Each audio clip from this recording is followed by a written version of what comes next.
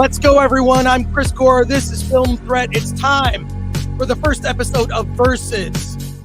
We have collected a veritable Justice League of commenters to talk about what else? Madam Web. So let's kick things off. Let's get things started. Plus your chat comments and questions. Let's do this. Let's go. It's time for Versus.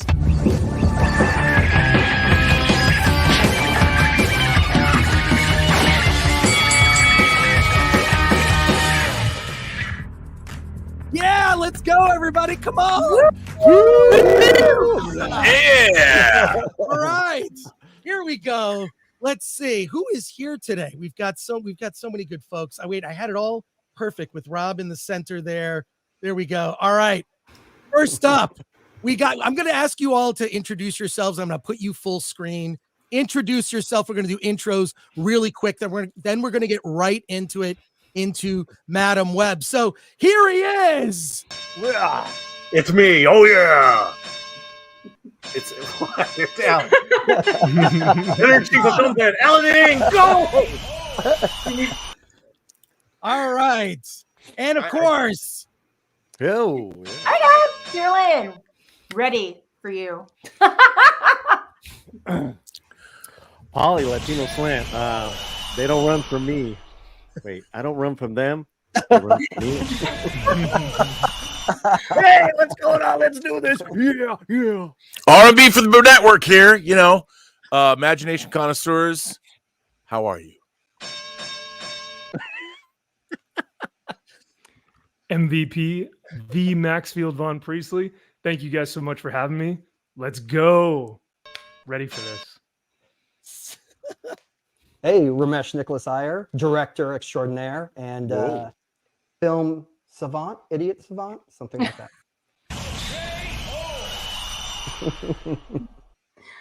Hi, I'm Baggage Claim. I make video essays about things I can't stop thinking about, mostly Marvel.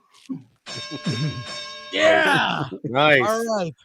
That's a I'm good. gonna put this in the notes and something to work on. Yeah. You get better every time. Yeah. Something to work on. The intro of the show. If everyone's gonna flex, I think, if some people are gonna flex, everyone needs to flex. Kira and Baggage did not flex. Just saying. I You did that, yeah. She did. She put up a But major fight. To be fair, I don't really have any muscles to flex. If I were trapped under a car, I would just accept my fate. Yeah. But okay, so Madam Web opened this weekend, and I have the box office here. Where is it? The numbers here. Black Girl. This is going to be a new segment that we call Hollywood's BO. Hollywood's BO is, of course, the box office, and let's take a look at the box office for Madam Web. Madam Web was second, over Valentine's weekend. Second at the box office next to the Bob Marley film, which came in number one. I'm gonna blow this up a little bit. See if you can see. Are you saying Madam Web's 6-day open could not beat Bob Marley? Right. So Bob Marley is looking at right here. We're looking at 28.6 million over the weekend. Madam Web about half at 15.3 million on more screens. Actually, 500 more screens than Bob Marley One Love, which I had no idea how that was going to perform. But apparently beyond expectations, sitting at a total gross of 46 million. And look, if you look at if they include the Valentine's Day along with the full box office weekend, Madam Web is up to 23.5 million. This is a movie that cost 80 million. Everyone's thoughts on this. What do you guys think? What do you think about the performance? Is this as expected? What are your thoughts? I think as expected, because I was kind of surprised that their marketing budget was so high for this movie, higher than the actual budget to make the movie, if I'm not mistaken. But I didn't hear about this movie. I mean, I know this is my job, but I did not know about this movie until Chris, you messaged me. You're like, hey, we're going to this movie. And I was like, okay, I'll come with you guys. But I had no idea that this was a thing. All right. Anybody else? Let's go. You know, This Go ahead. film was set in 2003, but the plot was so poorly thought out that it felt like it was written in 2003. It was so bad. I heard that Dakota Fanning saw the cut, admitted that what was filmed wasn't what she signed up for. Dakota And Johnson. it really felt like she was sleepwalking or just really breathing her way through the film. I mean, the lackluster script, some of the scenes were so, I don't know, just obvious. And the CGI was much better than, I would say, Morbius. But for me to say that this film was worse than Morbius is saying a lot. So, yeah, those are my thoughts. Yeah, I think the box office just speaks to kind of something that you guys spoke about, I think on your channel, but like, who is this for? Like, why was this made and who is the audience? What was the purpose of this film existing? And I think the box office speaks to that in more words than we could put, or in more words that we could articulate. And I think that's kind of how we expected it to do. But I'm surprised. I mean, do we think that it might best the Marvels? Because the Marvels was pretty terrible box office as well. But I want to say that the Marvels, if I remember correctly, the Marvels, their box office was bigger than this. Okay. I will say this will. But the movie costs 3 times or 4 times as much. Yeah, this movie has a better chance of becoming more profitable than the Marvel. Y'all being too nice. This movie sucked. I'm pissed. I wasted an AMC A-list a ticket that I paid for. I every dollar that I make is hard earned, and so when I'm going to go see those movies, I expect at least Morbius entertain me if you can. It was good, bad Morbius. You can say what you want, but that shit was good, bad. This was just horrible. Bad. The only thing that was great about it is that the company that you guys, because we got to see it together, but. What a disaster, man! What a catastrophe! This Madam Web. I mean, and I said in my review with you guys, you had you had everything from just this man hating and then this bad feminist messaging to where you get the Latinx Latina in there with guess what? 6 months ago, my father was deported and I've been living. New York for 6 months. Oh God, por favor, give me a break. It wasn't even fun. It wasn't Gore, even fun. you owe me. You owe me, dog. It wasn't even Tommy Wiseau, The Room fun bad. It was just sort of bad. But it's interesting because watching it, and it was a full crowd when I saw it, there's some weird technical issues, which I'll talk about later. But looking at it, I feel like, and I could be totally wrong, the studio in the middle of it cut bait and ran. There are sections of the movie that are missing. They are cutting around performance. It's interesting because the villain, who was in Prophet A, who's a great French actor and he's won an Emmy or Golden Globe rather.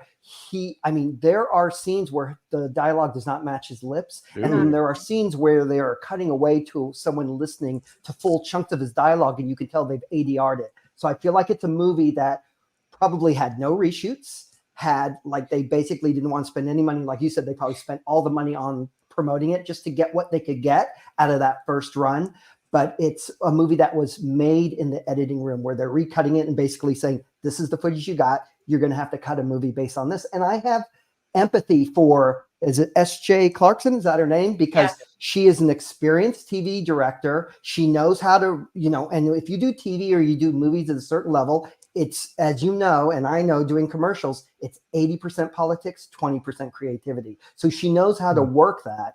But for whatever reason, whatever she had to try and make a movie based on this. But there's a lot of other issues I could talk about, but I'll let other people talk. I want to follow up on that with you because here's the thing. According to our IMDb, S.J. Clarkson had only ever directed. Being a director is just the same thing no matter what medium you're working in. And it couldn't be further from the truth. A television director is someone who walks in, the look of the show is set, the DP is already picked, you've got a first AD that runs the set.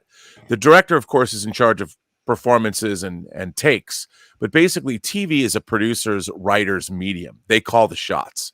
And when you have a TV director leaping over to a movie like Madam Web, it requires a holistic vision.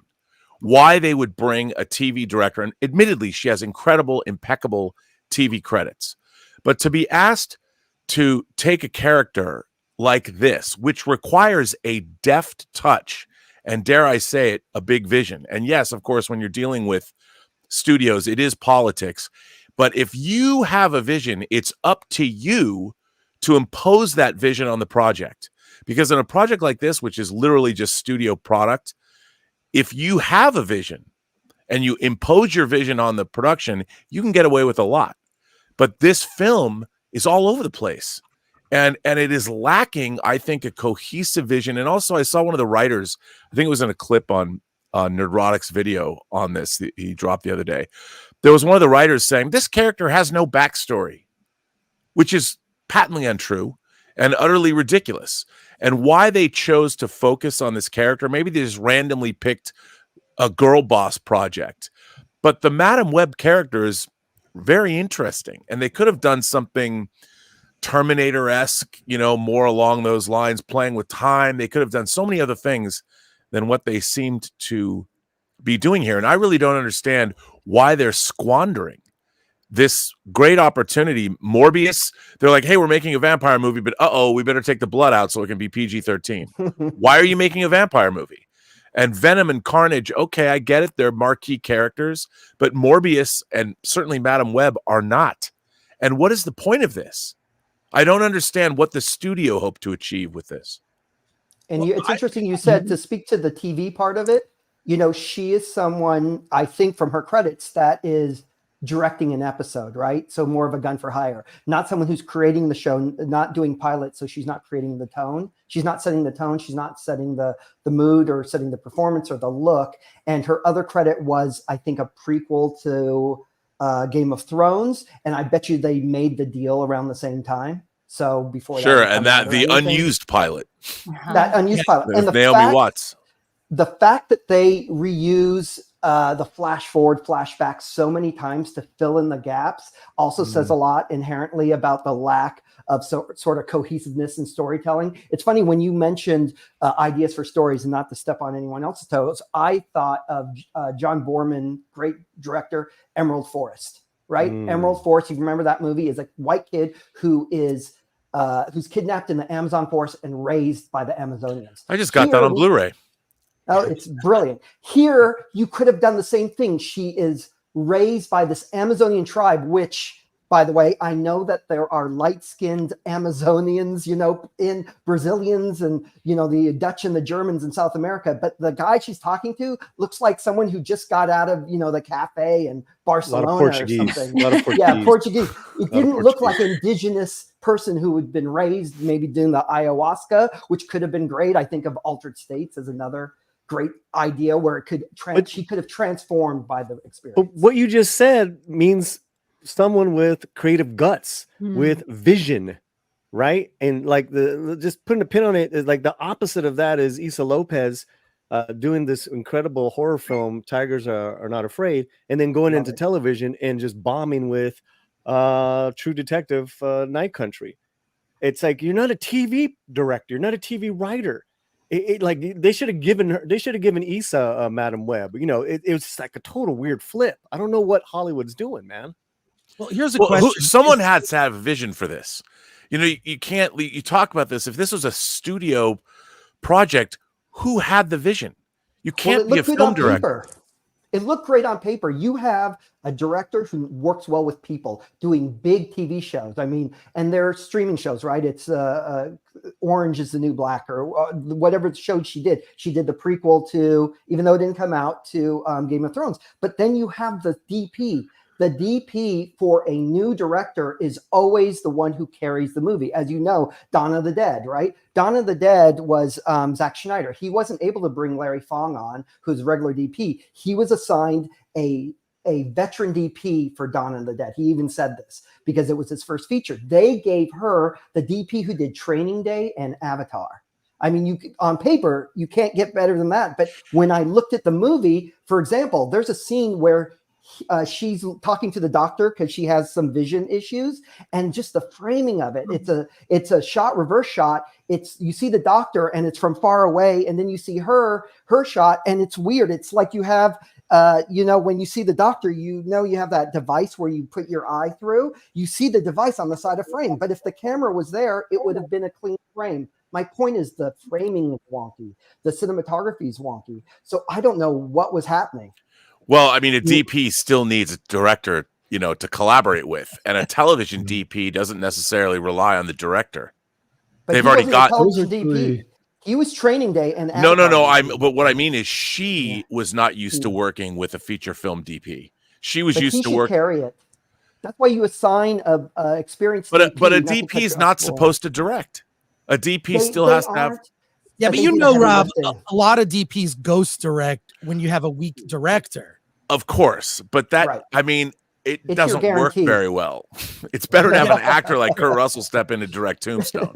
Right. That's great. Great call. I don't think anybody here disagrees that the movie was a creative failure, obviously a box office failure, but why did people not show up? So here's another question I want to throw out, and I specifically want to ask the ladies about this first. Is this after the Marvels, and now we have this movie, is this kind of the end of the girl boss era? And also, why did women not go see this movie? But what they're saying is, statistically speaking, mostly men went to see this film. But after, I just wonder, were women on this weekend thinking, all right, I've gone to Nordstrom's. I'm now going to go to Zara.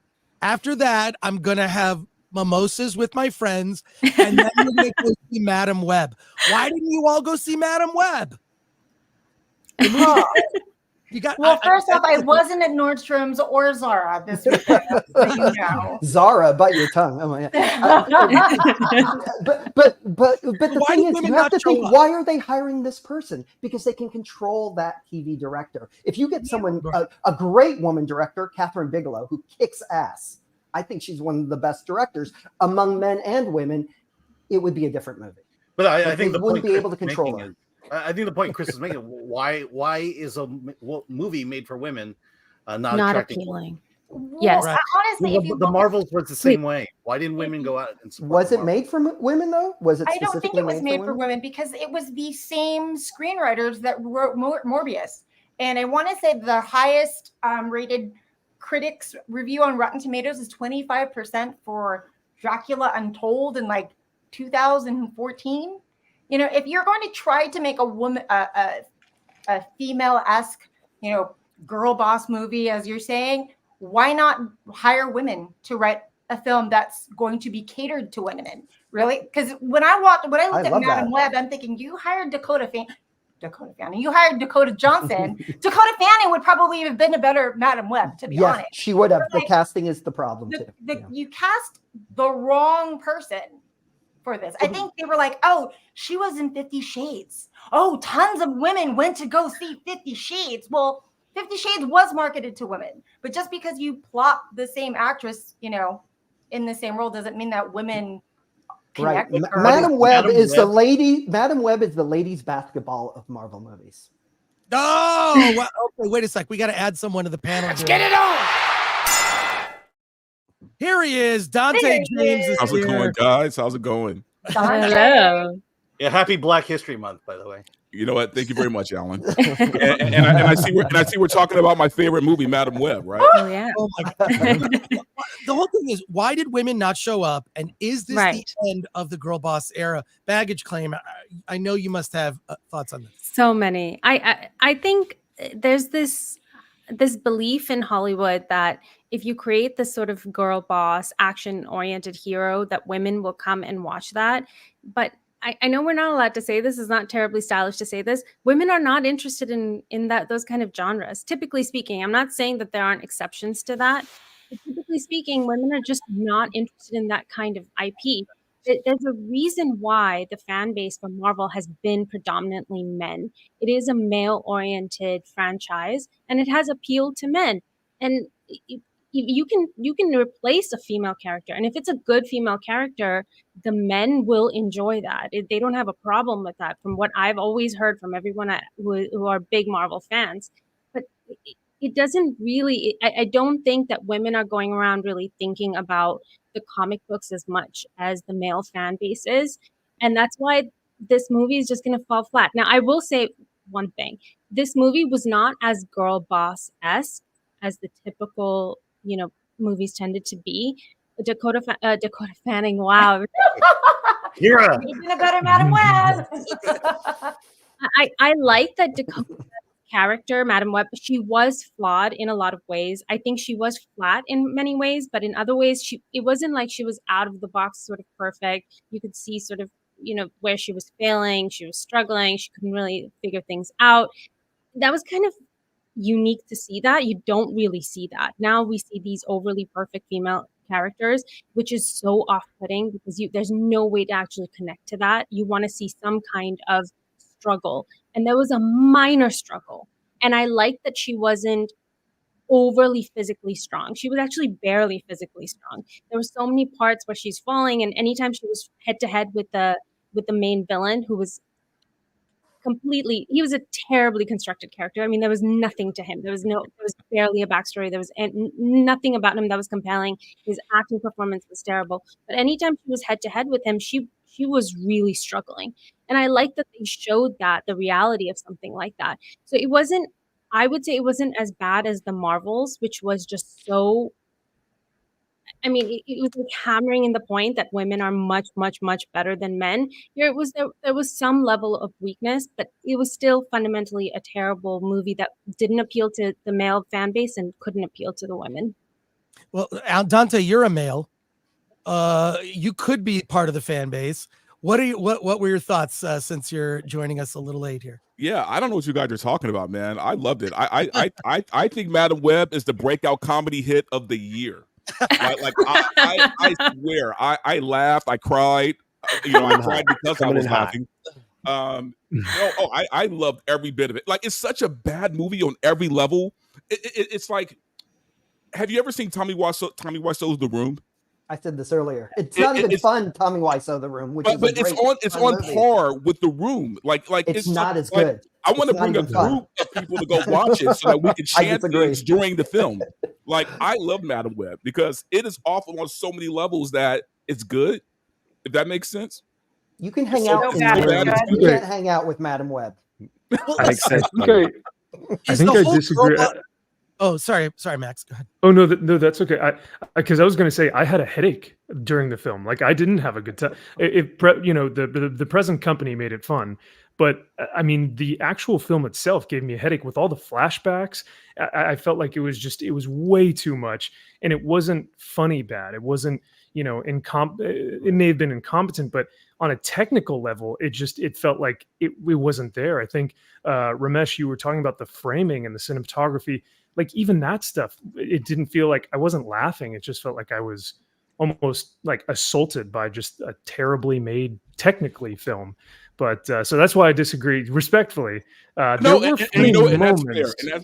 completely fair. But here's the thing: you can't even go in there with a minuscule bit of hope that this is going to be a good movie. Like, you have to go in there knowing you're about to see pure shite and just sit back, enjoy the ride, and laugh. That's all you can do. I did laugh. I got a big problem with that. You're trapped there for 2 hours, right? That, Dante. I did laugh a lot more than I expected. My You're dollars. For 2 hours, so I really respect the money I make more than that. If Sony's gonna give me a free ticket to go see it, yeah, okay. Oh, it's gonna be shit. Okay, yeah, but I'm not paying for it. Okay, right, but Paulie, how much material did that movie give you for your show? You should have weeks of material from this movie. Like, I'm not even kidding. I did my little bit. Yes, I did my little bit. But didn't this ultimately? I mean, this movie is angering from the sense that we're 24 years away from the X-Men, which opens with young Magneto being taken away from his mom at Auschwitz, and the level of what the comic book movie has become, whether you're adapting Blue is the Warmest Color, which is a graphic novel, to Road to Perdition, to Infinity War and Endgame. The idea of what comic book movies can be, they've completely left that station and become great entertainments that appeal to a lot of people. This is Sony squandering their license. They own Spider-Man. They control it. They distribute. Remember, Marvel does not distribute the Tom Holland Spider-Man movies. Sony does. So they have an incredibly valuable IP. We're 24 years into, quote, the modern age of superheroes. Don't we as audiences deserve better? I mean, don't we? It's like, here's a studio. This reminds me of Steel, the DC adaptation with Shaquille O'Neal, where back in the mid-90s, I mean, we had the beginnings, the inkling after Tim Burton's Batman. We didn't get a lot of things, but beginning, it's 30 years away from Proyas's The Crow, which was at the time one of the great comic adaptations of all time. Then we got Blade, all the way into X-Men 1 and then X2 and Sam Raimi's first Spider-Man movie. And now 24 years later, we regress to this. I don't know what this is. I don't even know what the studio's thinking. Like, why did they make this movie? Like, what is their hope? Did they need a loss? Did they need a loss on their books? Is to keep the IP. That's the only reason they made this movie. Is to keep the IP. That's what it feels like. But even if you keep the IP, you can still make something that's good. They've got Craven coming out. You're ruining the IP by doing this. You're actually ruining the Spider-Man IP. 100%. But they would rather ruin it than give it away. Yeah. Well, I mean, my point is the villain is essentially Spider-Man. Really. The villain is Spider-Man. He has all the powers of Spider-Man, and they're diminishing Spider-Man by doing that. 100%. And this is a regression. I mean, look, Jurassic Park was the really first CG movie that came about, and this is a downgrade, a far downgrade from that. The way these guys jumped across the trees, it looked animated. It's very cheap. You know, it's interesting. interesting. That Latinos can't be quick tree jumpers. Alan, I take personal offense to that. Innovative Latinos. And woman, you brought it up. It looks since you brought it up, the Chinese representation at the end when they did Chinese takeout. Thank you, Sony, for your diversity. There was that. There wasn't a China girl in there. No David Bowie China girl was part of that trip. I one time talked to Sam Raimi, and he said, I did the first Spider-Man. It was really successful. By the time I did the third one, you would think I would have had more freedom. And he said, I had a third of the freedom I had from the first Spider-Man movie. That's how invested the studio was and how I started to be uninvested in it, uninterested in it. And I think that's what you're seeing is that there's so much, almost too much investment. Love can kill, and they are so in control. And unfortunately, you don't have a John McTiernan, you don't have a Bay, a Fincher, a Tony Scott doing an action film. You have as you said earlier, Robert, a TV director who probably they were used to going with the flow and trying to make the best of a bad situation. And I feel sorry for her, but you need someone to basically, this is why directors become assholes sometimes, because they're trying to defend the movie, because at the end of the day, with the movie, its success, the director gets all the credit. If the movie fails, the director gets all the credit. And that's what you're seeing here. It is a movie by committee.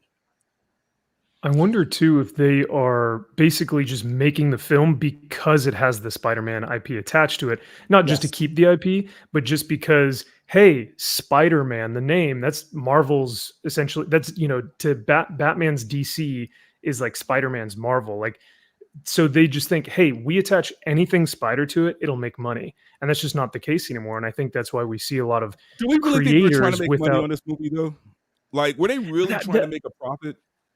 I don't know. I don't know. All the Pepsi and the Mountain Dew placements, maybe. Yeah, the Pepsi. All the Pepsi on this movie. How much money did Pepsi give this movie? Well, they don't give it as much as people think. Pepsi was the real hero of the movie. Yeah. I cracked up so much. I laughed so much when it's the Pepsi sign. Spoiler warning. It's the P in the Pepsi that kills the main villain. And I wondered, was that in the contract for this? But this is that we want Pepsi to be part of it. But understand, we got what we got was the final version of this, meaning it got approved on every other level to get to the theater.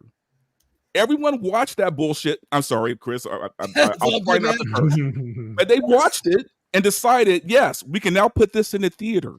No, they cut bait and ran. That's what I said earlier before you came on. They didn't. They said we're not paying for reshoots. We're not paying for anything. They said this is it. You make the movie with what you've got. They're not putting money into this. You can tell. It feels like it's on stage 13 when you see that diner and the one truck, the 116, the big cab truck, and then you see like everybody's got a flannel shirt and a hat. And in fact, I will tell you, they reused extras because I have this weird thing of seeing faces. When the mom finds the spider and she's like, oh, look, I found the spider, and the guy gets shot and then she gets shot. That same guy is wearing a hat in the diner next to them.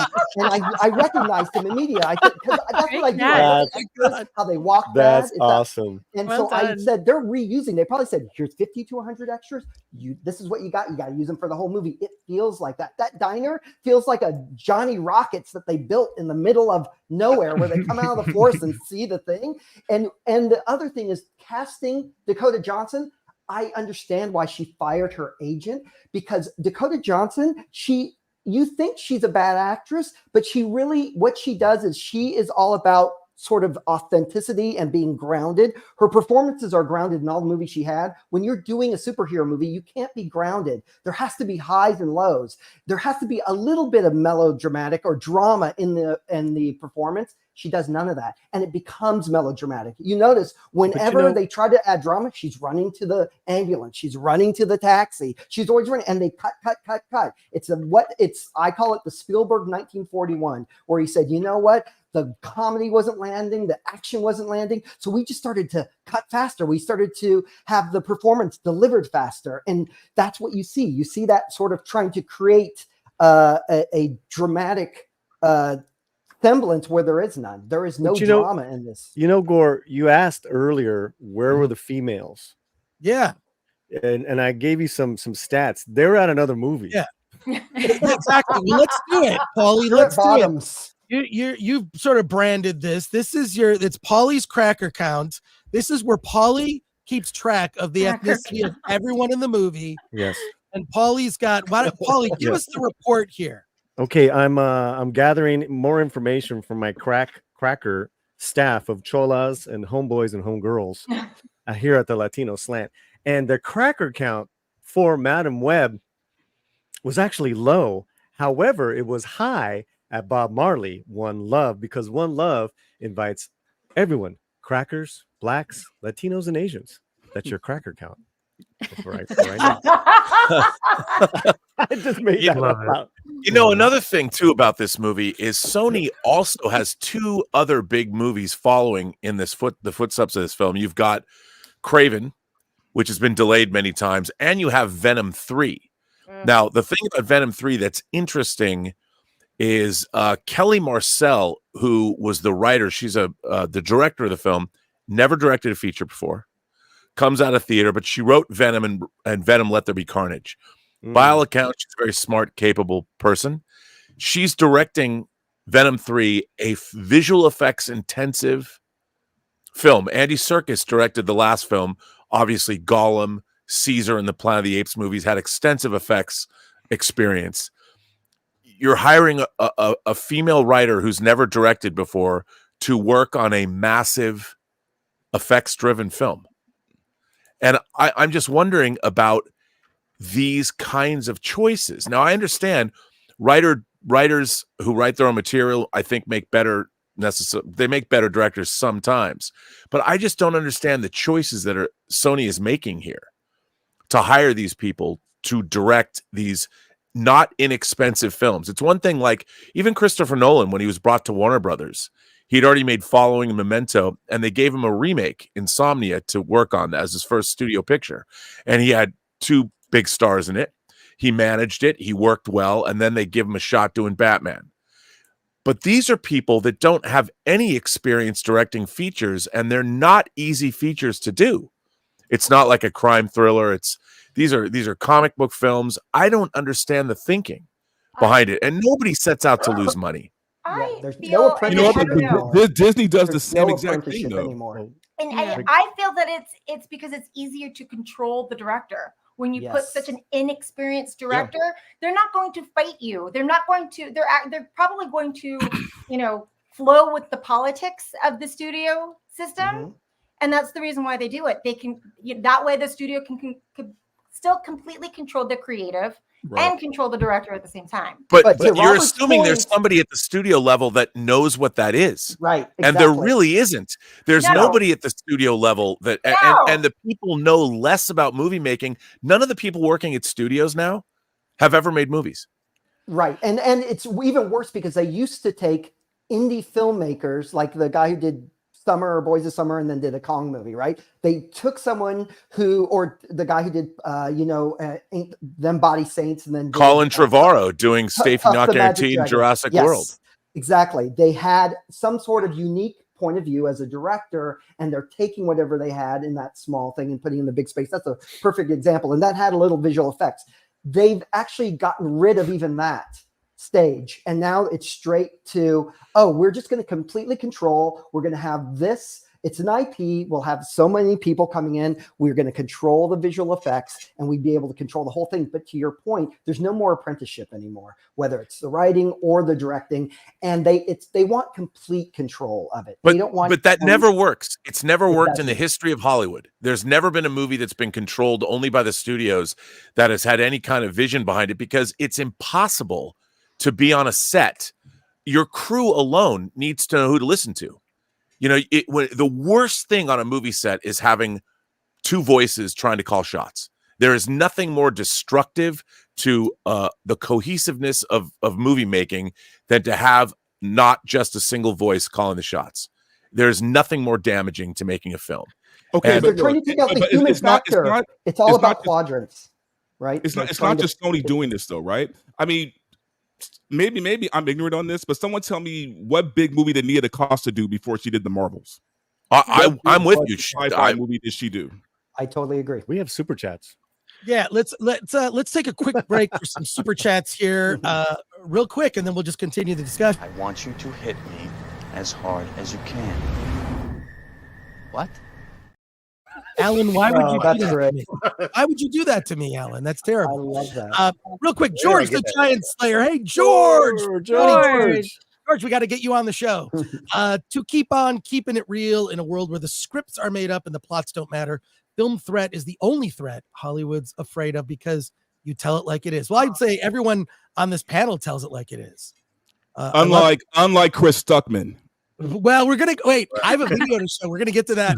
Carnell. Hey, Carnell. Always love to see you here for 10. Hail Chris in the panel. I know these won't count as movies, but the girl boss era isn't remotely over when you consider that Disney Marvel still has Agatha and the Ironheart series down the pipeline.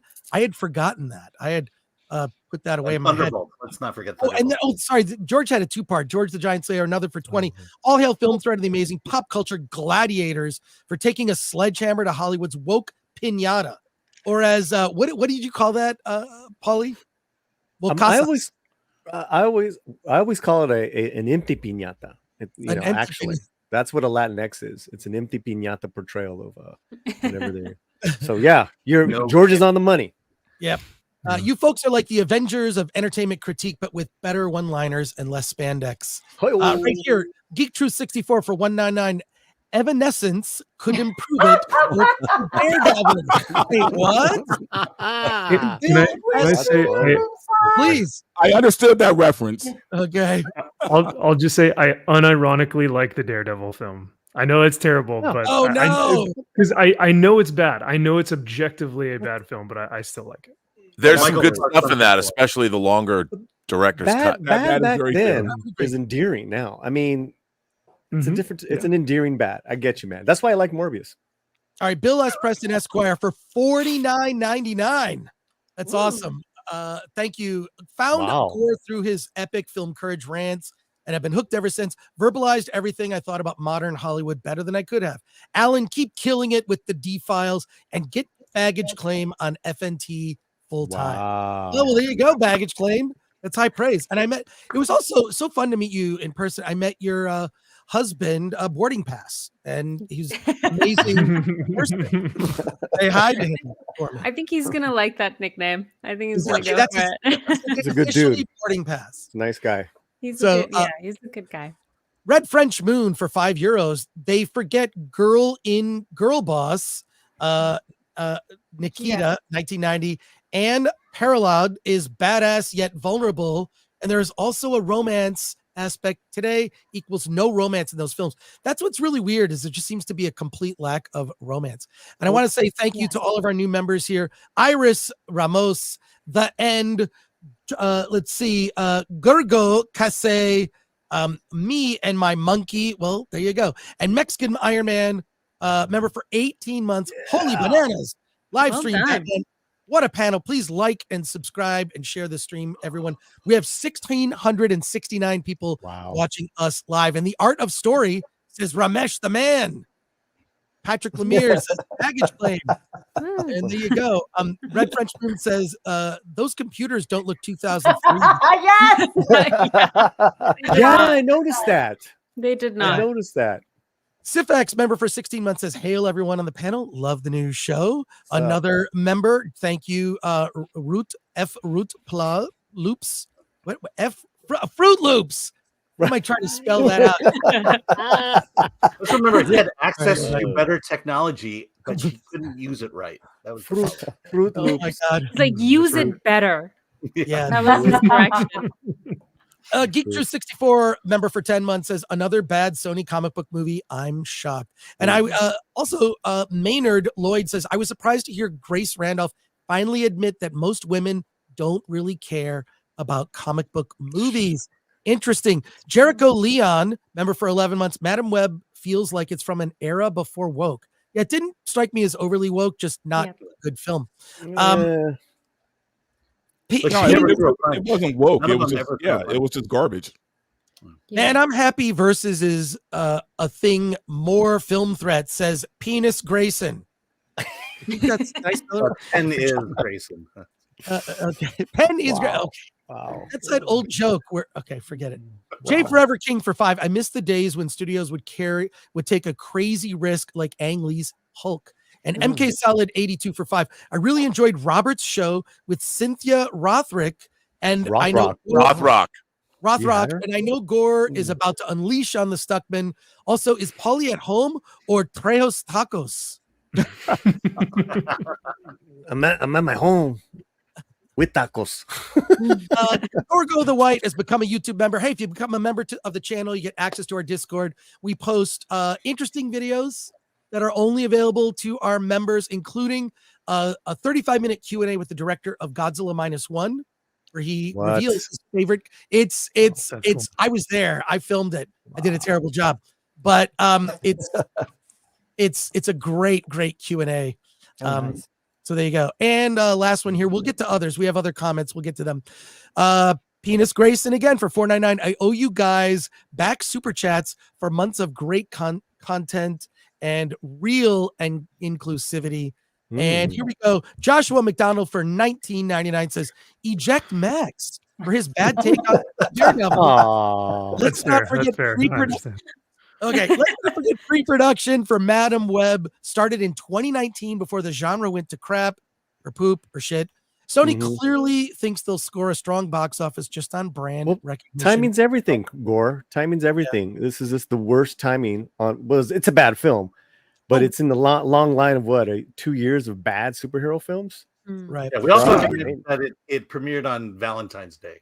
Yeah, that just seems like a disconnect. Okay. Derek Anderson. Hey, Derek, good to see you, man. It was good hanging out. The DA for 20. Shout out Film Threat, Gore, RMB, Verbal Riot, Paulie. 90% of the superhero movies fail at the start because they are made without a love for the genre, a passion for the characters, or any knowledge of why these stories work. Well, there you are. Now, okay, so we've given our take, and we'll probably do more. Do we have final thoughts? Any final thought? But we're not done talking about Madam Web. Just our reviews or our opinions, because we have other stuff we're going to take a look at. Any sort of final thoughts before we move on to? I have a video I'm going to show.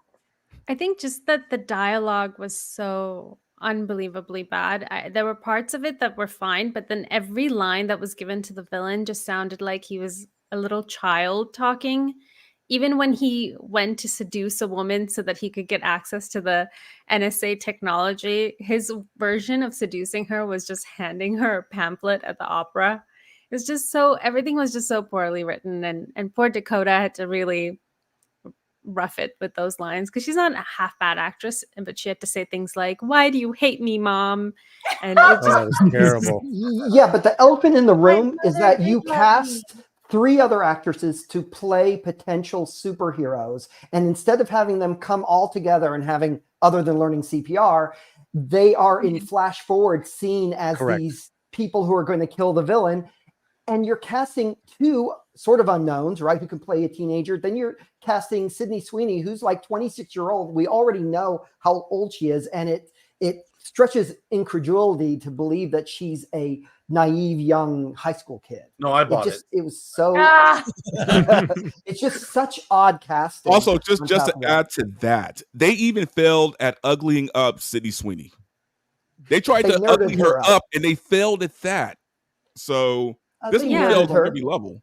yeah, they dressed her in kind of a Catholic school. There was a, yes, they're supposed to be underage girls, but they were hypersexualizing them, which was just strange. They're like dancing up on oh God, tables, that and it just That felt worked. very awkward. There were a couple of camera shots that were upskirt for Sweeney, and I thought that was just so strange too. It's A just lot of midriff as well. Yeah. a lot of It- midriff it- as It well. no involves problem into I mean- melodrama, right? Because they're all abandoned by their families, and the Yes. music actually plays to that. Like the heartstrings, come out, and then when it's an action scene, the music soars. It's so melodramatic, like a soap opera, like a bad TV show. And this That's- is also too just like bad cracker writing on Latin people No. is that Anya Corazon didn't have any other relatives. Come on, man. Yes, Come on. none of them did. Well, None of Paulie, them you did. know, Paulie, her Latinos have father was freaking- deported, Paulie. Yeah, but that's the dad. You got you got cousins, you got aunts, you got tias. Come on, man. But that Alan's was gotta the calm case for down. everybody. Even Cassie's character. Where's her father? Where the hell's her father? Was was all the No father? mention of him. It's Yeah. Polly. Alan, you're gonna have to calm down.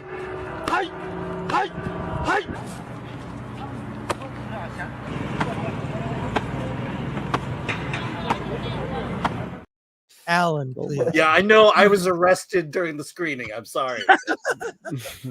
I think really though, what depresses me about this is as a genre, the superhero movie has evolved.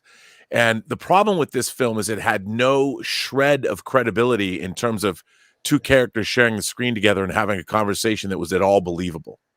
You think about the opening of Winter Soldier, where Steve Rogers meets Sam Wilson for the first time, the on your left scene that then gets played Right. back out in Endgame. 2 guys jogging around the mall in Washington, D.C., 2 soldiers having their own meet cute. You believe it. You believe the way those 2 guys are talking to each other.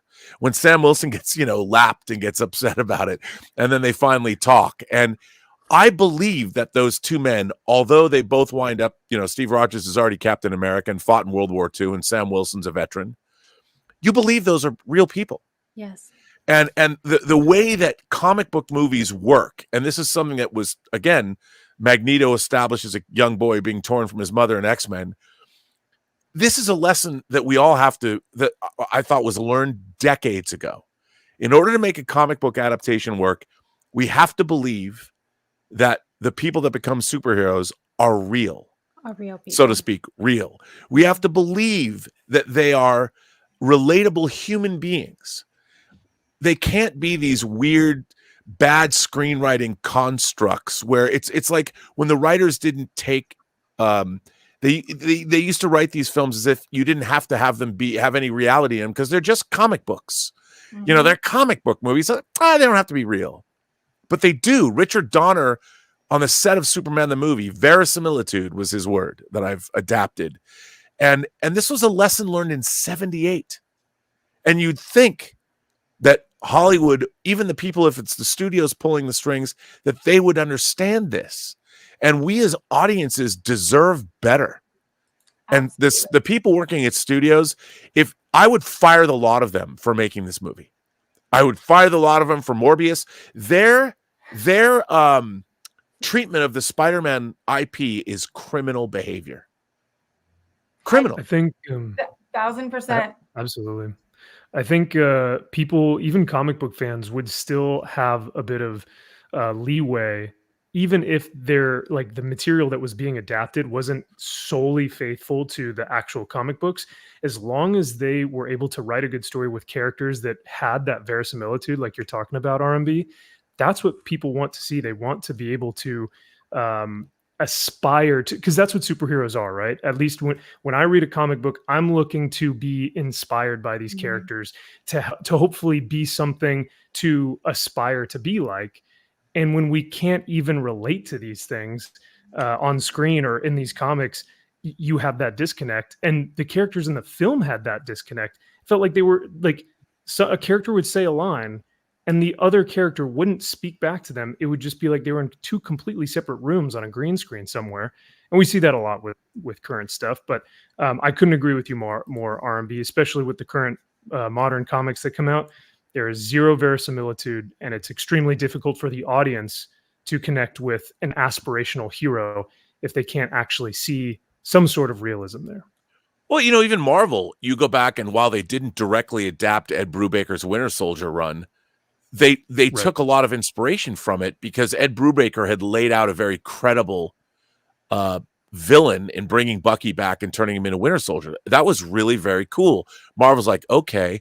When I look at Marvels, I'm like, what did you look at to be inspired by this story? I mean, where'd that even come from? Why are you telling this to us? And it's bizarre how we were living in this golden age of comic adaptations that's turned, I don't know where it's gone. I mean, for anyone who still reads comics, the new Ultimate Spider-Man storyline that Jonathan Hickman is writing is really interesting. And if I was Sony, I'd go get Andrew Garfield to play a 20 years older Peter Parker and adapt that comic. Very interesting, and it would make a hell of a lot of money.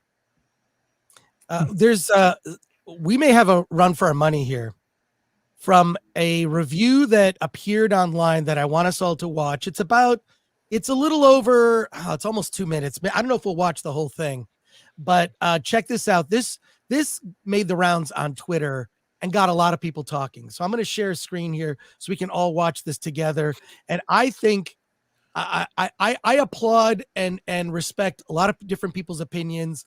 I want everyone to check this out. Here we go. Okay, make sure the audio's up. You can wipe your bare ass after taking the worst shit of your life with the money you would use to see Madam Web, and it would be a better use of your money. Yep. I want y'all to know I live in New York where it costs almost $20 to see a film. I could use the $20 in my pocket to wipe the wine off the table I just spilled from trying to drink the memory of the film away. It would be a better use of that $20 than using it to see this movie. Now, I normally do not use my platform for this. I actually haven't done a movie review in a while. My rule is usually that if I hate a film this much, then I won't make a video about it. I'd rather let people who can be more constructive do it. But at this point, I see this film as a threat to international security, and I'm making a video. Nice. There's no amount of seeing Sydney Sweeney that saved this movie, and that's saying a lot for me. Matter of fact, congratulations to everyone watching this video because you have now seen her in her costume for longer than she's in her costume in the movie. I knew that the movie took place before she gets her powers, but I didn't think every scene of her with her powers was going to be in the trailer either. And that's exactly what I mean, because I can enjoy things that are clearly bad if they're fun. Like, you know, when you go to see a film and you're thinking, okay, this film is not about to win any Oscars, but at least it's a fun time. As long as you don't take it seriously. This film is absolutely soulless and can't even do that. I don't even know where to begin on the shitty dialogue and shitty foreshadowing to Peter Parker. In the film, one of the girls is like, Ben's gonna be an uncle. All the fun, none of the responsibility, you know, trying to foreshadow the great responsibility line. Yeah, I have never rooted for Uncle Ben's death more in my life. Wow. Blitzkrieg. And I don't think he'll ever ask me to take him to see anything ever again. We all have to have that one bad film in our childhood that ruins things for us, right? For me, it was The Last Airbender. For him, it'll be Madam Web. Anyways, I miss who I was before I saw this film. Giving it a 0 out of 10 would be too high. And that's my take on Madam Web. Yeah. Bravo. Bravo. Yeah. I had retweeted it, Chris. I retweeted it and said Blitzkrieg. Man, that's a full on assault. Conversely, I don't want to call him out because we've been on his show. A bunch of us have. But Critical Drinker says Madam Web may be the greatest movie ever made. I almost agree with Drinker on this one. I almost. Obviously, he's kidding. But look, this brings up another point. There's another opinion about online reviews here that we're going to take a look at. Oh. Okay, you know what I'm talking about here. Let's look at this, courtesy of Jay Longbone on X. This is Chris Stuckman. If you're not aware of who Chris Stuckman is, he is a film critic that has been really from the early days of YouTube. He's been around, has one of the biggest YouTube channels. Alan can tell you by the numbers how huge it is. I don't even know how, but yeah, he does. Yeah, let's just say we're all jealous of his numbers. He has huge numbers and has a following.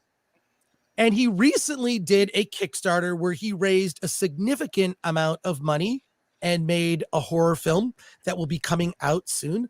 And he's kind of backtracking the idea of doing reviews. Let's take a look at this and we'll talk about it on the other side. Here we go. Myself, probably not going to do a video for this one based off of what I've heard, since I do try to keep it mostly about film celebration on this channel. Having seen the film, I'm going to tell you that this is not a movie review of Madam Web. I am not about bashing filmmakers, artists. I know how hard it is to make a movie. I do not know how hard it is to make a movie under the studio system. I was able to make an indie film without a giant corporation breathing down my neck, which is not the privilege that S.J. Clarkson had when she directed Madam Web under Sony, which I can only imagine was monumentally difficult. This is not going to be a video about Madam Web and telling you whether or not you should see Madam Web. Myself, probably not going to do a video for this one. All right. So what are your thoughts? And I think on this, he's basically saying it's really, really, really hard to make movies. So I don't want to say anything bad because maybe I'll work for Sony. Is that is that what's being said?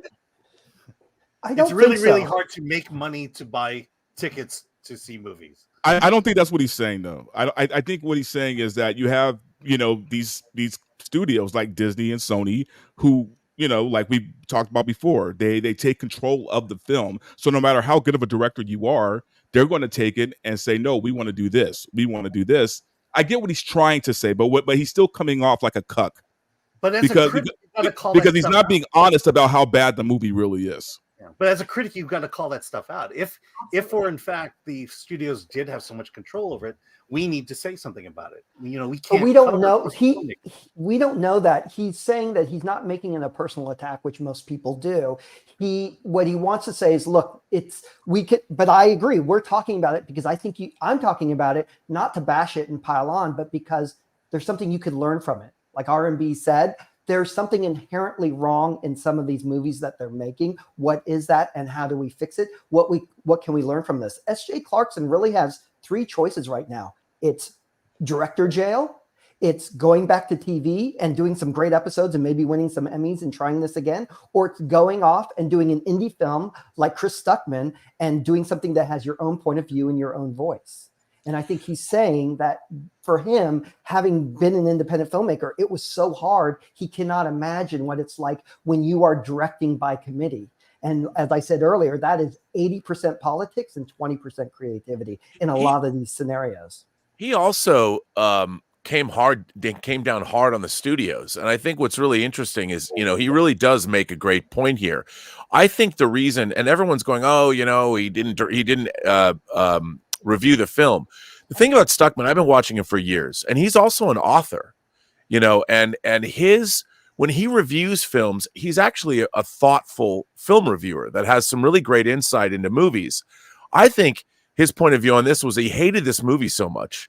He had nothing that was going to be any good to say about it. So he's like, look, I'm not going to review this movie because he can't even even when he doesn't like a movie, he has thoughtful, interesting things to say. I think in the case of this film, he hated it so much that there was nothing he could say in terms of reviewing it aside from bashing the movie. And I think that he didn't want to do that. At least this is my interpretation of what he said. And I think that because he would have hated this movie. But what's the point of coming out and saying, I can't even offer cogent discourse? Because even us, when we deliver reviews, we all love movies. We don't go into movies wanting to hate them. I think any legitimate movie reviewer is the same way. You never walk into a film hoping it's bad or hoping to hate it. And so when you talk about it, it might have failed, but you want to be able to say something that's at least valuable to your audience. I don't think he had anything of value to say about this movie. And he came down hard on the studio. And now that he has become a filmmaker, he's gained insight that he's never had before.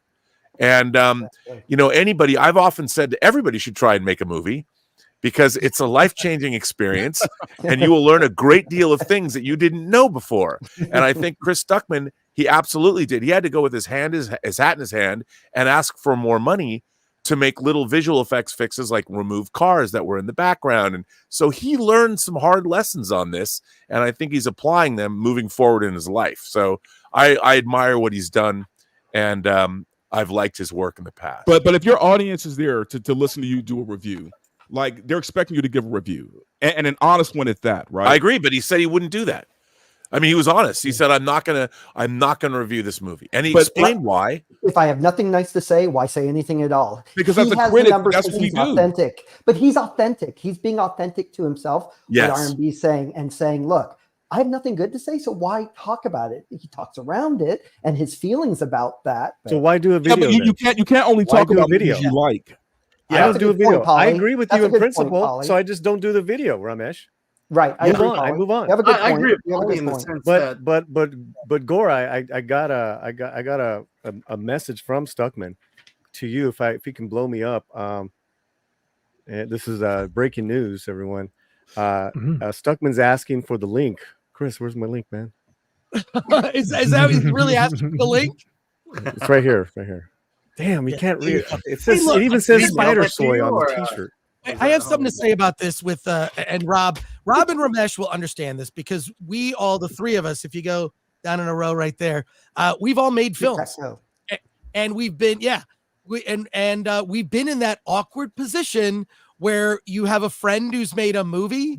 So what do? I mean, normally what I do is, and fortunately for me, I have Alan, I have a lot of other people at Film Threat who can review the movie. If I see that there's a movie that I'm in a position where I'm going to review and I know that person, I have to recuse myself. I don't say anything. You won't get a review from me about it. Now, what's the best result is when a film is made by a friend, say, for example, Dan Mervish, who did a movie called 18 and a Half, and I really like the movie, then I feel comfortable talking about it. But I don't get that he had any personal connection to it. It seems like he wants to transition into being a filmmaker. Well, then just do that, right? Like, just do that. I think this movie, it's easy to kind of walk away because I don't know, did anyone come away with an opinion that they really enjoyed the film? I don't think anybody did. But it is weird. Unironically, no. Right, but Rob, you've been in that position. So, and I think he could have taken sort of a more positive approach too. You don't have to bully someone out of even filmmaking. You can look at this as something to criticize in an even balanced way. There is a difference between something that's valuable criticism versus just bashing and bullying. And he could have done that. I think I found it strange that he chose to make a video. Then just don't say anything. Don't say anything. You're not comfortable. I agree with that point.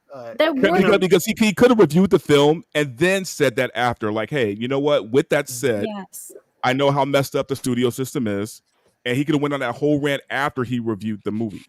But I get it. He didn't want to do it. It wasn't true to himself. Then my problem with that line of thinking is you can't only review movies you like. Mm-hmm. No, I totally agree with you.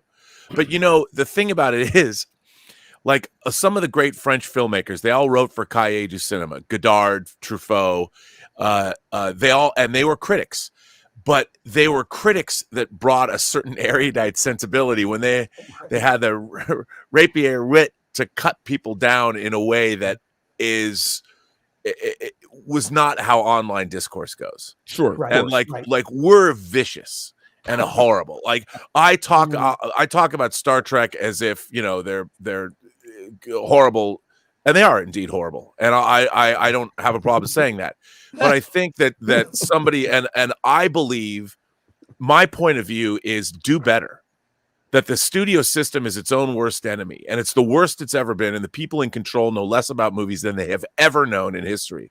And they should be taken to task for it, because they're the ones losing money for their own corporations and their own investors. There's a reason why stock prices are tanking, because their core business is not being attended to. And if you can criticize them and go after that area, I think is important. But And if you want to they're trash not- a movie, but I just want to say one last thing. S.J. Clarkson, I'm sure as a director, she has done great work. And this movie is such an anomaly. If you look at the shows she's actually directed for, she has an impeccable resume. And this is completely blemishing that resume. And to even it's so baffling to me that she was the one person I would have expected to say, I know everybody wants her to take the job, but this did nothing. Literally, I don't know how much they paid her, but it wasn't enough. It reminds me of a director, a 23-year-old director who came off of commercials and music videos, who was given a huge franchise, and the experience was so bad they almost never directed again. And that was David Fincher, and he was 23 years old, and he did Alien 3. And a similar thing where it was technically very good. The performance was not good. I just rewatched it and kind of figured out why it didn't Which work. cut of it did you watch? Did you watch this? I watched both cuts. And I watched it with the commentary on both cuts. So I've watched it now 4 times. But it's interesting. And he said that was it. He almost, threw in the towel. He had to go back to his directing jail, which was his commercials and doing music videos. He didn't make 7 until 5 years later. Exactly. Wow. I think of even Robert Zemeckis, who did, I Want to Hold Your Hand and Used Cars, both failing, both produced by Spielberg. And again, until he got Romancing the Stone, didn't have a career. He said, I was washed up. He was supposed to do, Who Framed Roger Rabbit, and then they took it away from him after that Used Cars. So I'm saying is, she too, there's talent. It's hard to get that job. But for whatever reason, it didn't work. And now they have to go back and, pick up the pieces and basically what you're saying and figure out a way to come back. And it's tough. And so that's what you don't want to attack the filmmaker. Go ahead. Yeah, I got to say this about Stuckman. And I kind of agree with what Paulie said. If he felt this way, he never should have made a video about it. He never should have called it out, because in a way he's just trying to, it felt like he was virtue signaling at this point. And I say it from this standpoint, as someone who reviews movies online, who criticizes movies online, and to have had the slew of bad superhero movies that have been coming down the pike constantly. Every time we call out how bad these movies are, we get criticized for being misogynist. We get criticized for being racist. We get the book thrown at us, and it's not like we want to bash on these movies. We want good movies, but we have not been getting them, and we've been getting angrier and angrier about it. And for him to kind of say, "Oh, I'm not going to review it because I don't want to be part of that," it's just kind of either him commenting on the toxicity of where movie criticism has come. To me, it just felt like he was, basically separating himself from us. There's two things, Alan. And indirectly, casting those labels upon us. I didn't like the Marvels. It wasn't because I'm a misogynist. It wasn't because I'm a racist. It was because it was a bad movie. And I got a lot of heat for that, for comments that I had made about that movie. Because I think it's two things. I think it's, you can comment on something, but it's as much what the content and the delivery system, right? So it's how he's delivering that. He's saying the same thing. He's just not saying anything, which says a lot. He shouldn't have said anything. I don't know this. I don't know this guy. I didn't know him before this whole mamadas. I'll tell you right now, though, it's a new age of media, right? Where we are hyper connected to these creators, right? So it's a different ball game now, right? And we don't schmooze and do the schmactery thing with the OGs like they used to. It's just a different ball game now. That being said, I've run into that situation where it's like, we reviewed the whole season of Zorro that's out on Prime and tore it up a little bit, liked it for the most part. Executive producer gets a hold of me. I want to come on your show. Yeah, come on, let's go. And he just like, man, I love what you guys had to say. But this, but that. He had, in his case, he had a good thick skin and a good sense of humor about it. This guy's been producing for decades. HBO, Back with Issa Lopez, having that Twitter, banter back and forth on her other film. I want her TV show to succeed. Me I too. wanted it to succeed. It's terrible. Now I have to, because of my channel and how I represent it, I have to be honest with that critique. You don't get that pass just because you're Latina, in my case, right? It's like, yo, you're talented, did that great film. I did not like this one. I'm going to be honest. This is why the audience appreciates reviewers like Critical Drinker and also Chris and Alan. What you guys do on Film Threat is because you just are honest. You're not being bought by any potential ideology. And I agree with you, Alan, that his video was to say, I'm not one of those guys, right? I'm standing apart. It was very clearly virtual signaling. I wonder if some of these people who feel like they need to be set apart from the toxic, YouTubers or the negative critical YouTubers, I wonder if they can figure out a way to produce, entertainment for people. I think one of you on the panel had mentioned by critiquing it in a way that's actually something that we could learn. Some of my favorite comic book channels take really bad comics and they actually will draw on the comic and say, this panel is actually better represented if it's pulled out a little bit more because we're able to see the larger picture, or they'll draw a different facial expression, or they'll rewrite the dialogue. And to me, as someone who is a comic book, critic, I'm looking at this and learning so much from this process. And it's not, I'm going to crap on this comic book because it's so bad. It's criticism for the sake of making other people better and for the entertainment.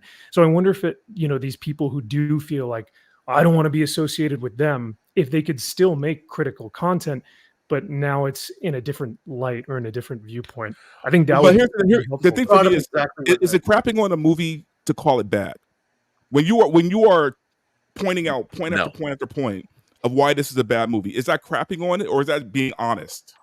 Again, if you can say it's a crappy movie and don't back that up, then you're bashing on it. Right. But if you look at my Wish review, not only did I say that it was the worst animated movie out of the 100 years of Disney history, I went through the trailer and showed you exactly why it was the worst animated movie in all of Disney's history. You can't just say it's bad because you want the clicks, the likes. You have to have an honest opinion about it.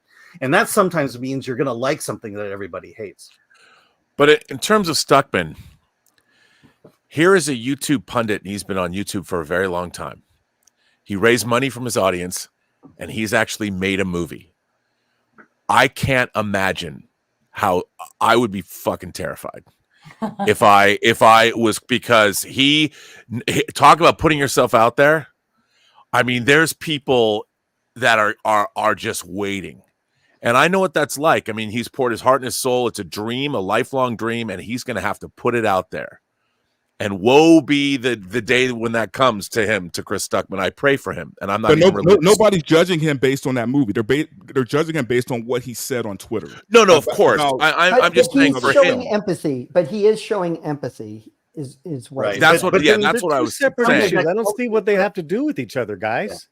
Yeah. Well, I would say. As a guy, as we all have put ourselves on the line there, because he has insight that he never had before. Right, and I would challenge you to say one good thing about Madam Web. What is one thing that we could learn that would make us? What's one redeeming quality this Madam Web has?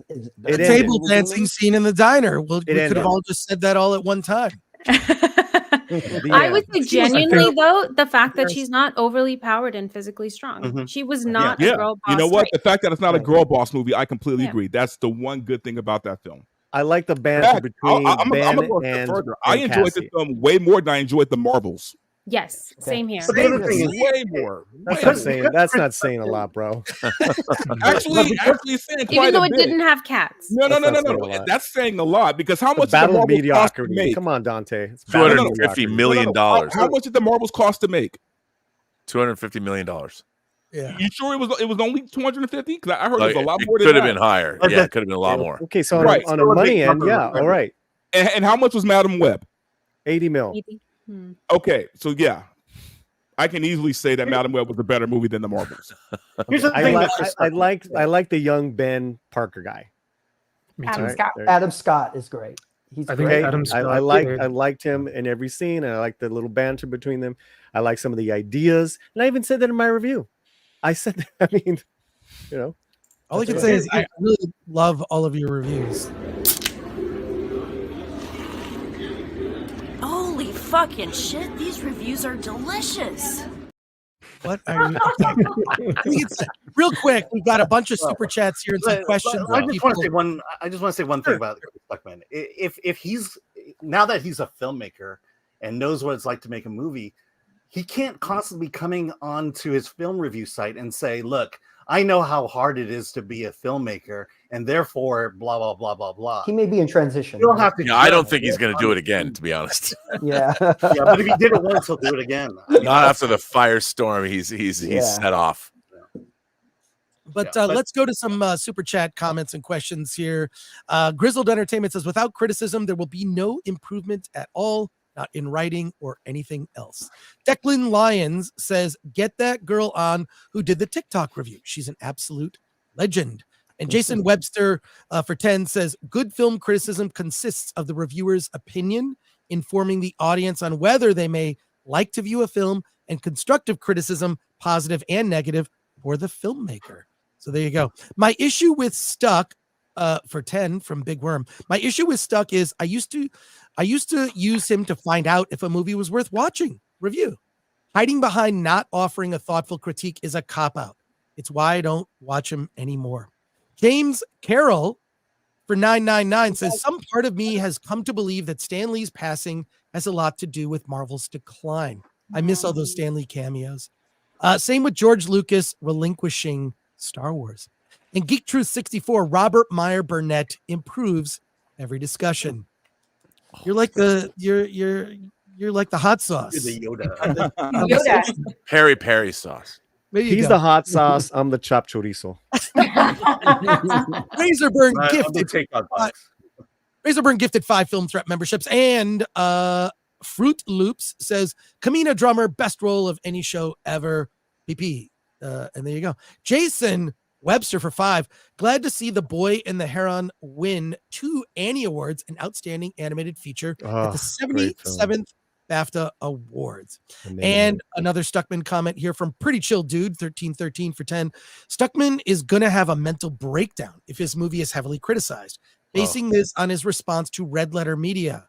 Hail Film Threat and everyone on the panel. That's right. Stuckman was kind of the butt of a joke on an episode of Red Letter Media. I think he has been a couple times.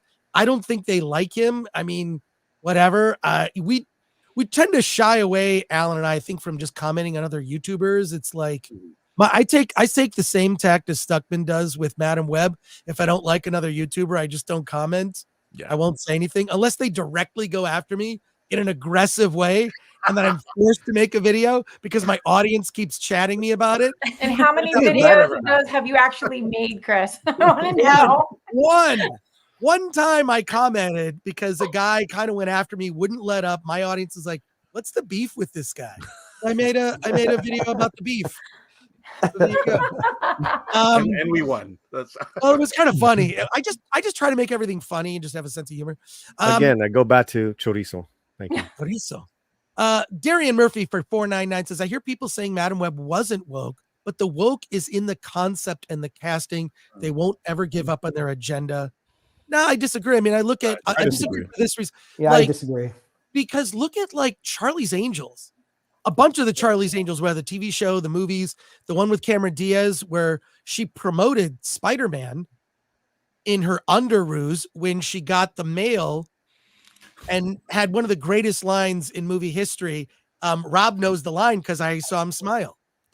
What's the line, Rob? I just remember the scene. I wasn't listening to what you were saying. I'm watching Cameron Diaz in her underoos, man. Yeah, right. But yeah, no, that was, I don't know. Those movies were fun. Yeah, and why is it that this couldn't be like, it's funny you said that. I even thought of that before the show. I forgot. Why couldn't this movie have been a Charlie's Angels? Why is Charlie's Angels successful and this isn't, right? Because Charlie's Angels was made to appeal to men, and Madam Web was for I have no idea. So there you go. The studios don't know who to cater to, because if all the male audience are now playing video games, they feel in their algorithm, and they're trying to get that 4 quadrants, and really the female audience is what they're trying to grab. It's what Goldman said, right? Nobody knows anything. And it's so true with what we're seeing in these films. And the other thing is when you go and make that pivot to say women or people, diversity for the main character, they are afraid to make that person less than starting out, to make them an underdog. They already have to be the CEO. They have to be the saint with, like they're the EMT worker who's so great at their job. Everyone's already great at their job. They don't work for it. Mm-hmm. Just a few more here, and then I have a special treat. I have a treat for you're gonna love this treat. Bad Coyote Funky for 10. Recently watched Attack of the Duck. Fantastic and incredible work, Chris. As someone who works in production and grew up watching AOTS, it hit me in the feels. Thank you. That was my intention. I knew how the movie was going to begin. I kind of knew how I was going to end it.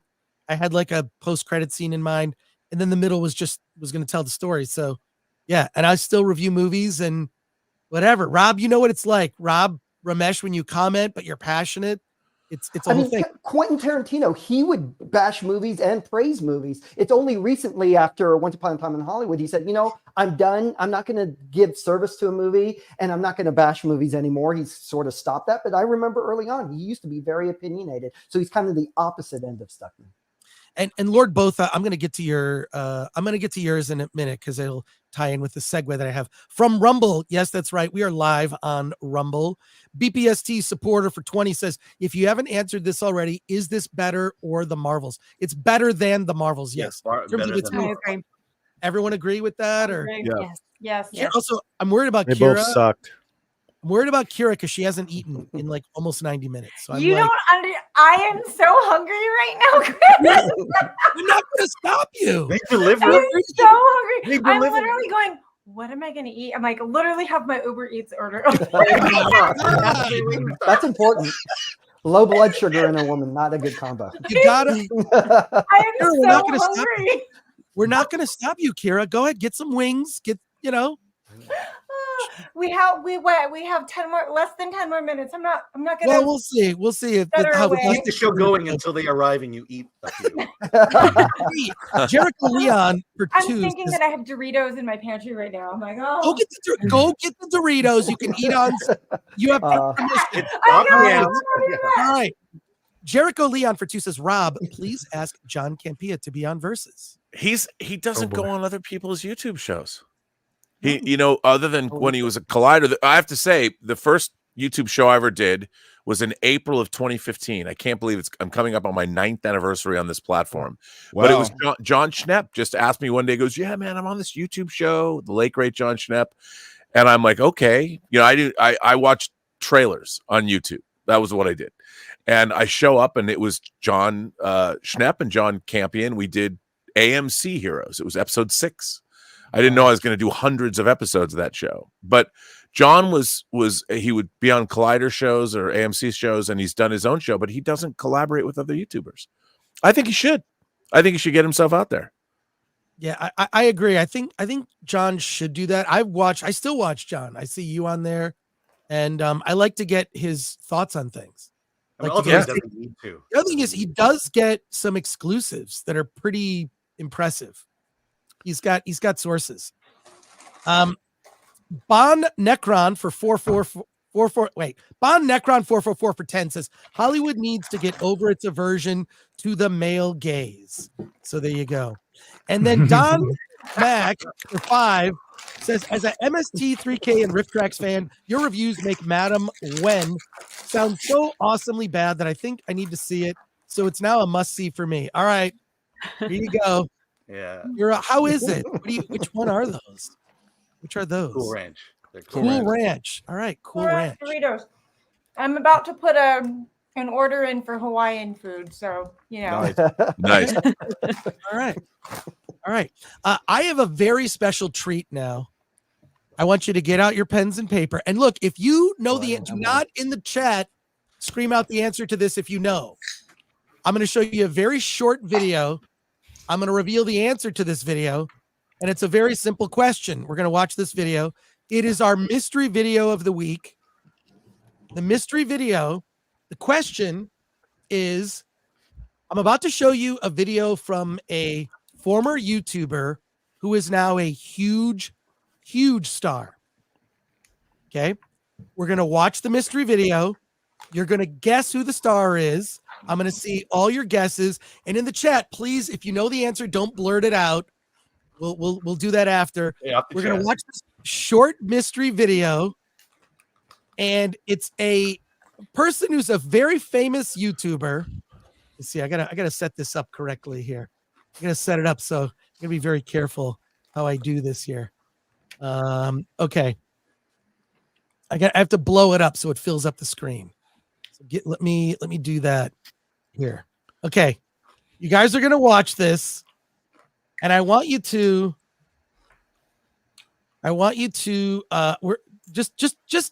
you're just gonna do a guess here, okay? It's just gonna be a guess. And here's what we're gonna do. Let's just watch this video. It's from Modded Controller 360, showing off the Red Tiger Xbox 360 controller. It's this person makes modded Xbox 360 controllers.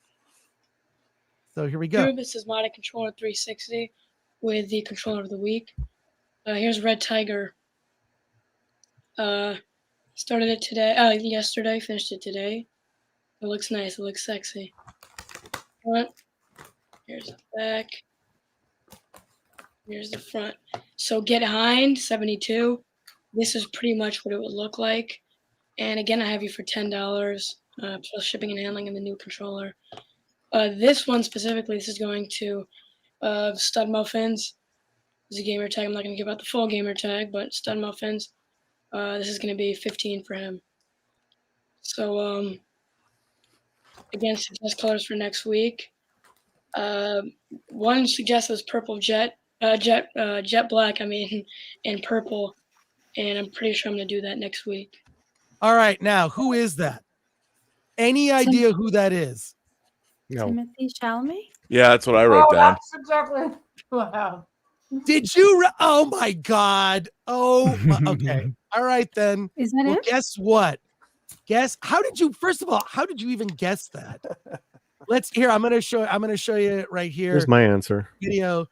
Here we go. Right here. What is this from? That's from Modded Controller 360. Flash. Is this you? That's me when I sell controllers. This is custom. That's custom Red Tiger, baby. With nail varnish.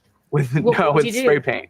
That's when my parents were like, "You're ruining the apartment." Spray paint chips everywhere. It smells like shit. Okay, when can we expect a new video from Modded Controller 360? Well, jobless for now. Acting's going well, but if it ever goes south, you'll see me modding controllers. All right, I cannot believe. How did you guess it was Timothy Chalamet? What was his voice? You really? I have to say that I'm a fan of Timothy Chalamet, and I watch a lot. I watch a lot of like Graham Norton. Graham Norton's my favorite by far. Me too. I love only because of celebrities, and I've been watching a lot of Dune 2 premiere stuff, and I've always liked him. I've always liked Timothy Chalamet, but there's something about the quality of his voice. He always seems like he's kind of grinning when he speaks. He's always kind of like happy to be there. So that's what it sounded like to me. It's the way he paces his words. That's what. Yeah, because it's a little unique to him. Yes, 100%. I thought I would have you stumped. I thought you would all get it wrong. I cannot believe it. I had no idea who that was. Though. You stumped me. Yeah, you stumped me. I had no idea. All right. Well, I have another interesting fun fact. The biggest video on the Film Threat YouTube channel, you will never guess what it is. 2.8 million views. This is Film Threat's biggest video that has ever been on the channel. It has nothing to do with Alan and I. It is actually a clip from a movie starring Timothy Chalamet. It's called Hot Summer Night, where he eats a sucker. I'm not okay. Let's check this out for a second. Great film. So how long have you been following me for? We're following it? I don't follow him.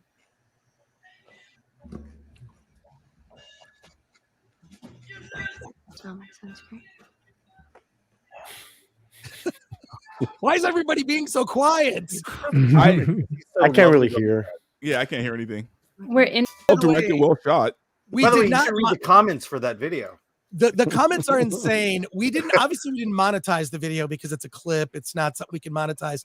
But oddly enough, it's our biggest video on the channel. When we look at what are our biggest, it still to this day gets tons of views. Nice. So, but that ties in to my next and final topic. And we're going to go to your comments and questions here. Dune, next week, a week from today, we're going to be talking Dune on this channel. Whoever has seen Dune by then is welcome back. If you've seen Dune, Right. Rob, you haven't seen it. You will not have seen it by then. No, I won't have seen it until Friday, till the 1st. But I think that Unless you can get me into a screening, I'm happy to go. I'll go to the Warner Brothers lot. February 25th, Sunday, there are still tickets available for AMC Burbank 16. Not the greatest seats, but if you show up, here's what happens. Okay. Just show up. Just show up. And here's what happens. You see single seats here and there that are good seats just disappear because people just decide at the last minute not to go and they cancel their ticket. Come join us at the Yard House in Burbank at 5:00 for happy hour. The screening's at 7 p.m. It's the fan event screening. We all get posters. We'll be there at 7. Rob, join us. You're invited. I'll go. I'll go have a ticket. Sunday, right? If I get a wheelchair, will you push me in a wheelchair so I can? I'll put you. I may have I may have one extra ticket. Dante, I know already has a ticket. But the fan screenings are everywhere. They're in Orange County too, Max. Yeah. So, I just want the worm bucket because I haven't got. It's a good thing that you brought that up because yesterday I saw Dune 1984 by David Lynch. I bought this when I was in high school. This is Wow. What kind of batteries does it take? Put that in the worm bucket. Put it in the worm bucket. Throw in the worm bucket. Stick it in there. Bucket. You know what? There's not a super chat high enough for me to put this in the bucket. Oh my goodness. I don't think it's appropriate. Okay, folks. it'll go on the film thread only. There's always a bigger fish, Chris. Oh my Yeah. God. Okay. That's the stuff. Why did I do that? That's how you butter the popcorn, by the way. The chat is on fire here. But next week we're talking Dune. We're going to be doing versus discussing Dune. We're going to keep it spoiler free. So everyone that has seen Dune is invited back. And Rob, if you're able to see it, just join us. Yeah, I'll go. Okay, good. Let's go, Final Come on. chats here. Let's go, Rob. I have that. Hey, I got it. Wait, you have the bucket, or do you have the David Lynch? You have the David Lynch worm. No, they're like breaking out their 4Ks, dude. All right. Oh yeah, Bro, check this out. I just got this from Australia. Oh, nice. This is the TV miniseries. It's both Dune and amazing. Children of Dune. Oh my god. Nice. Okay. And, hold on. Let me get something. wrong. You got to put it on Rob here. Sorry. What are you doing? I could open this up because what's really cool about this, Oh, nice. is that this is crazy. So not only does it come with if I can get out of here, a hardcover book, a really nice hardcover book. Nice. I kid you not. It comes with a 750-piece Lego set Whoa. where you can build it into a sandworm, which is great because I'll put it next to my Atreides ornithopter that I just ordered, made out of Lego. Nice. So there you go. This is, by the way, a limited edition from Umbrella in the UK. It is Region B, but I don't care because I have many multi-region players. So there you go. Is that a good mini series to watch? It is pretty good. It's two different. It's Dune and it's Dune, Children of Dune, which is interesting because they skip over Dune Messiah, which shows everybody that Dune is not a white savior story. So, but people will find that out. Wow, look at so that. cool. Love it. I have a navy blue and light blue. Oh my god, we're The- such I can't All believe of us. Dune nerds. There are actual Dune nerds here. Bunch of super chats here. We'll go through them real. Shout out quick. to Ramesh for having the well, now it's Play On, but the Dune box set, which is one of I have that too. It's great. Yeah. Rudy says Rudy's a member, says for 5, I'll be at the Dune screening in Burbank on the 25th. I'm Nice. super hyped. We'll see you there. Jason Webster, Rob, the remake of Shogun starts next week. Hiroyuki. I've never been as concerned about anything in my life as I am about this miniseries. It looks good. It does look good. The first Shogun miniseries is one of my favorite things ever broadcast on TV, along with I, Claudius and Shogun. When's the and last Winds time of you War. saw it? When's And the last Roots. time you saw I it? watched it about a year ago on Blu-ray. And how did it stand? How It did totally Richard holds up. Chamberlain? Is that Richard Chamberlain? Yeah, and Toshiro Mifune and Yoko Yes. Shimada, who passed away. Yeah. But Okay, that's what I wanted to know. it still holds up. And John Rhys Davies is in it. Lord Oh my Both God. for 499 says, not to derail everything, how do we feel about Josh Brolin's totally straight poetry about Timothy Chalamet? That's Shall we read some of it? Well, he made Yes, it. yes, Kira. Kira's gonna do a reading just for you, Lord Both. Okay, find that I need poem. to open the book first. I'm though. gonna I literally read. just got this in the mail. There's I'm a gonna totally read a few straight more- version of it, or I'm gonna read a few more super chats, and then Kira's gonna read it, but she has to clean her hands from the Doritos. Just there you go. Thank you, Lord Both, for creating that entertainment for all of us. Patrick Ready for 10 says the reason studios keep making awful movies is because they had access to cheap credit. Once that's gone, they will have to make good movies as credit will be harder to come by. they got to pay it back too. Yeah, Jason Those interest Webster- payments. Can't wait for the Film Threat 96th Oscars watch along. Bring on the March 10th. That's right. So we're doing an Yes. Oscars watch party. Kira already has pre-ordered her chicken wings. Nice. Yes, I have. And, Spicy or mild? you gotta always go spicy. Joshua McDonald for 499 says Dune 2. I've already purchased my popcorn bucket, clearly to eat popcorn out of, not for any other reason. And Jay, you need an OnlyFan page for your worm and bucket. I feel like you could do only worms. You could do only worms. You could take that like the gnome in Amelie. You could take the worm and the popcorn bucket to all these different locations and take pictures of it, love and that's that. there's your OnlyFans account. Nice. Take it all over the place. But yeah, so we will be talking about a week from today, Dune. Alan and I are actually going to be reviewing it on Wednesday's show. Just he and I will be doing that. And then Friday, there's a bunch of movies that open. I'm not excited about not one. There's just it's the new, like, it's not even the Coen brothers. Hey, Ethan Coen and Trisha Cook, Drive Away. Freaky Tales? It used to be called Drive Away Dykes is the original title, just so you know. Oh, that's right. Oh wait, Drive Away Dolls. Sorry. Yeah, but it was Allison Anders was Drive supposed Away to direct Dykes. it. Well, really? originally. That's the So you real think it'll script. be Yeah, I good? have the script. No. Chris, are you going to see that Indian movie with me? The one in black No. and white? That horror No, film? I doing other stuff. Oh, Yeah, I can't make it tonight. I can't make I it see tonight. how it is. I see how it is. Yeah. I bought the ticket. Sorry. All right, Kira, did you find the poem? There are some of them are very long and some of them are very short. But We're dying here. Let's go with a very short one. Yeah. How many Still give poems each other did he one write card. about him? there are it's A just whole book. filled with poetry and Greg Fraser's photography. This one Nice. says sand, sink, step, slog, burn. Onwardly, we are pulled upwards towards the experiment. Stop. This is perfect for this podcast. I love that. Wow. That was the perfect. Alan, Oh. that was So dedicated. But it is a very beautiful book. Like, Let's see what else. oh gosh. Yeah, read that. Lie down in the light as fictional characters watch you from afar. Love it. Where's the one? There's the one that's about Timothy Chalamet's cheekbones. Oh, yeah. I would need to really go through this. I literally just opened it.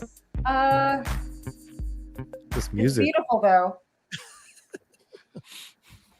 But you know, if you guys want to see Timothy Chalamet's phone.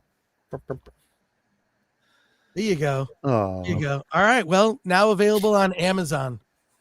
Looks like a There you 12-year-old go. boy. Let's go round the horn and everybody please plug their channels. We'll start in the lower corner with Ramesh and we'll go around. Ramesh. Yes. So I do a new podcast called So Here's My Theory, where it's three filmmakers. It's Adam Argo, Adam Judd, and myself. It's on the, and I'm blanking on the story. It's on Adam Argo's story channel. And basically we take a theory, a fun theory, and we kind of like this, we argue about it and go deep dive into movies that most people have never seen. So you really have to keep up. All right, Max. Yeah, no, thank you guys so much for having me on today. This was so much fun. I look forward to seeing you guys soon. So you guys can follow me at MVP Maxfield Von Priestley for comic book reviews and topics on culture. If you guys want Warhammer stuff, obviously Amazon's going to be producing the new Warhammer show. I build the models and also read a lot of the books. So if you guys want some of the lore, you can follow me on Maximus Prime, which is the second channel, which is all my Warhammer stuff. But once again, it's always great hanging with you guys, and thank you again for having me on. Cool. Harlequin Army. Just saying. All right, Dante. All right, guys. Yeah, you can follow me at Verbal Riot Show on YouTube. I'm finally coming back this week. Had crazy couple of months, and finally got all my equipment back where I need it. And yeah, pop culture, film, maybe some political things here and there, but not really. It's more social than political. But like I said, if it's not for the weak, so if you're easily offended, you probably shouldn't watch it. That's great. Baggage claim. Thank you so much for having me. If anyone's interested in my content, you can follow me on Baggage Claim on YouTube or follow me on Twitter at Baggage Claim 11. And I make video essays. Like I was saying, I analyze various movies and try to draw parallels about what's going on in our culture and try to understand it on an overarching level. Try to see why things seem to be so much more complicated than they used to be. Why is art so corrupted these days versus even 10 years ago? So look it up if you're interested in stuff like that. If I might editorialize, I'd never seen your work until Chris said you're going to be on this show. It's really good. I fell down a rabbit hole on your channel the other day, and I'm still not done yet. Just saying. And you're closing in really on 300,000, right? Yes, Wow. yes. And Wow, Robert, very thank you nice. so much for saying that. Thank you. Almost Thanks for your work. 300,000. Thanks for your work. Thank Rob. Oh, well, you can follow me on, I do my show Robservations, which is industry analysis and more whatever I want to talk about, basically. And then also we do Let's Get Physical Media. I do it with Dieter Bastian. On Sunday mornings at 11, we talk about the physical media world that was that week. And we had this week Cynthia Rothrock to talk about her life and career. So that was exciting. And closing in, Rob, you got to get to 100,000, man. You got to get to 100,000. I'm kind of moribund. I'm an acquired taste, I think. No, but like I watch your late night streams where you like read an article and just sort of wax poetic for 2 hours. It's amazing. I love it. Yeah, thank you. I got to do more short form stuff though to get people, in. That's what grabs them. But thank you. And Kira, you just talked to the cast of Dune Part 2 on your channel. I did. Well, actually, technically, I work for a television show. So I keep getting the pressure from Chris that I should start a channel. So maybe one day I will. But I'm a film critic and an entertainment journalist. And you can watch my Dune interviews, which should probably be dropping this week on Hollywood First Look. So you can check me out there or follow me on social right at this name right. And if the movie channel thing doesn't work out, you could just have the chicken wing eating channel. I'll pay premium. I'll pay premium. What's that show? They literally eat hot wings and then do an interview. What's the name of that show? Hot wings. Hot ones. Yeah. Hot wings. Cool. All right. And Paulie. Yeah. What up? Oh, yeah. The Latino Slant. TheLatinoSlant.com. I mean, we cover so much. This week, I'm covering the 2 episodes of the documentary of Selena and Yolanda Saldivar. It's just like a brutal watch, but we're getting a lot of attention for it as far as covering it. 2, doing international movie reviews and all that good stuff from India to Latin America. The channel's mainly in English, 95%. Come and check us out. Thank you. Cool. Wait, Alan, do you want to say anything? Just because. Yeah. Hey, we got follow Chris and I at Film Threat on this channel. Don't go anywhere. Wednesday is Hollywood on the Rocks, and Chris will have finally seen Dune, and we will be reviewing that film. Who am I fighting? A guy sitting on a chair. All right. I got to just thank all of you for doing this. I want to have a whole group conversations about movies other channels that people should check out. So thank you for joining us. Our inaugural episode of Versus. Take care, everyone. See you later. Peace out.